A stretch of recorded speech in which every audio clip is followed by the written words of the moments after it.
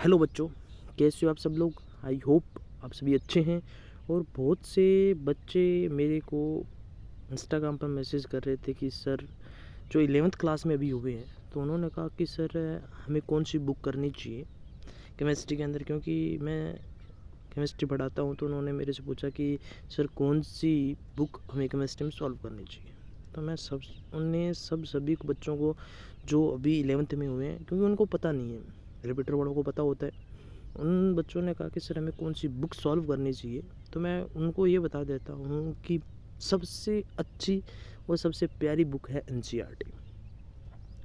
NCERT से बाहर question नहीं जाता है। बात करें ऑर्गेनिक केमिस्ट्री की, तो ऑर्गेनिक केमिस्ट्री में टोटली पेपर एनसीईआरटी से ही आता है।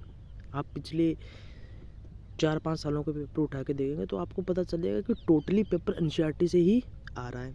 एनसीईआरटी से बाहर क्वेश्चन नहीं आता। ऑर्गेनिक केमिस्ट्री की बात करूं तो ऑर्गेनिक केमिस्ट्री जो है,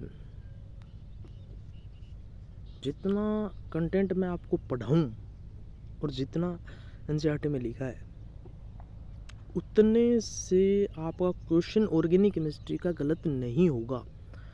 फिर भी आपको अगर क्वेश्चन करने हैं तो एनसीईआरटी के अंदर इंटेक्स में क्वेश्चन दे रखे हैं, एनसीईआरटी में बैक एक्सरसाइज के क्वेश्चन दे रखे हैं, वो ज़रूर सॉल्व करना। उसके अलावा आपको अगर क्वेश्चन करने हैं तो आप पीवाईक्यू करना, ठीक है।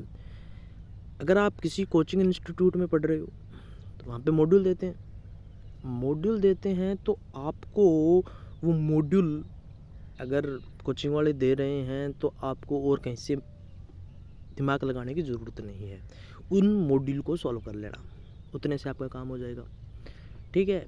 पर मैं तो आप सभी को यही कहूँगा कि पेपर एनसीईआरटी से आ रहा है तो आप एनसीईआरटी के थीम पर चलो। एनसीईआरटी के थीम पर चलोगे तो आपके अच्छे मार्क्स आएंगे, ठीक है। ऑर्गेनिक का पेपर पिछले 5 सालों में आप देखोगे तो टोटली एनसीईआरटी से आ रहा है, तो अपने को क्या है, एनसीईआरटी को फॉलो करना है। उसके अलावा मैं ये बात कह दूं कि इनऑर्गेनिक एनसीईआरटी में, तो इनऑर्गेनिक एनसीईआरटी में किसी भी टीचर के नोट्स काफ़ी नहीं होंगे आपके लिए। इसके रीज़न है क्योंकि इनऑर्गेनिक का टीचर कितना ही आपको पढ़ा दे, पेपर आएगा वो एनसीईआरटी की एज इट इज़ लाइन आती है। इस साल के पेपर में आपने देखा होगा, पिछले 5 सालों के पेपर क्या, पिछले जब से हो रही है तब से देख लो, पेपर कहाँ से आता है, एनसीईआरटी से आता है।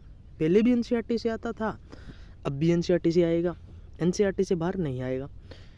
क्योंकि जो एनसीईआरटी में आप अगर एनसीईआरटी को जिस तरीके से आप बायोलॉजी की एनसीईआरटी पढ़ रहे हो, उसी तरीके से आपको इनऑर्गेनिक की एनसीईआरटी पढ़नी पड़ेगी।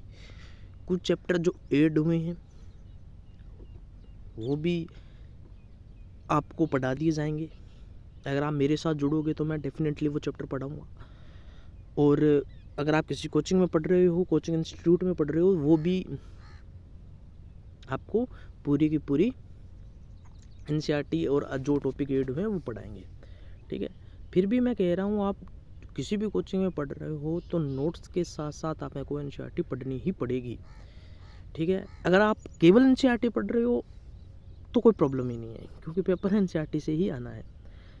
क्वेश्चन कहाँ से करें इनऑर्गेनिक केमिस्ट्री के? इनऑर्गेनिक केमिस्ट्री के क्वेश्चन, मैं ये कहता हूँ कि क्वेश्चन से ज़्यादा आप थ्योरी पर फोकस करो। क्वेश्चन प्रैक्टिस करने हैं। आप किसी भी कोचिंग इंस्टीट्यूट में पढ़ रहे हो, आप किसी भी ऑनलाइन प्लेटफॉर्म पे पढ़ रहे हो, तो वहाँ पे आपको डेली प्रैक्टिस शीट दी जाती है, टेस्ट होते हैं, उनको सॉल्व करें, ठीक है। और उसके अलावा आप पीवाईक्यू कर सकते हो, पर इनऑर्गेनिक को आपको बार बार पढ़ना पड़ेगा, जैसे कि आप बायोलॉजी को पढ़ रहे हो। बात कर लेता हूँ फिजिकल केमिस्ट्री की। फिजिकल केमिस्ट्री एक फिजिक्स की तरह कॉन्सेप्ट होता है, ये ज़्यादातर लोग बोल रहे हैं। पिछले सालों का ट्रेंड देखें तो फिजिकल केमिस्ट्री में ऐसा कुछ है नहीं। मैं ये कहता हूँ कि फिजिकल केमिस्ट्री फिजिक्स की तरह नहीं होती। फिजिकल केमिस्ट्री में इजी पेपर आता है, ठीक है, थ्योरेटिकल क्वेश्चन आ जाते हैं, और न्यूमेरिकल जो आते हैं वो टफ नहीं आते, इजी न्यूमेरिकल आते हैं, इजी पेपर आता है। इस साल का पेपर देखो, नीट 2024 का, 23 का देख लो, उससे पिछले सालों थ्योरेटिकल क्वेश्चन आ रहे हैं, मैक्सिमम देखो आप अगर 15-16 क्वेश्चन आते हैं तो उनमें से 5-6 क्वेश्चन होंगे वो थ्योरेटिकल होंगे, ठीक है, और थोड़े बहुत न्यूमेरिकल होंगे वो इजी न्यूमेरिकल होंगे, ठीक है। तो फिजिक्स की तरह नहीं बोल सकते, ये लोगों में थीम बन गई कि यार, क्योंकि जो नीट का बच्चा है वो फिजिक्स को टफ मान रहा है, तो उसके मन में फिजिक्स के चक्कर में क्या होगा, फिजिकल केमिस्ट्री में भी डर बैठ गया। फिजिकल केमिस्ट्री भी क्या है, हार्ड है। फिजिकल केमिस्ट्री बिल्कुल हार्ड नहीं है, बहुत इजी है। मेरे साथ पढ़ोगे तो आपको पता नहीं चलेगा कि 180 आउट ऑफ 180 केमिस्ट्री में कैसे आ गए। इस तरीके से अपने पढ़ाएंगे। अगर आप किसी कोचिंग इंस्टीट्यूट में पढ़ रहे हो तो अच्छी बात है, वहाँ से पढ़ो।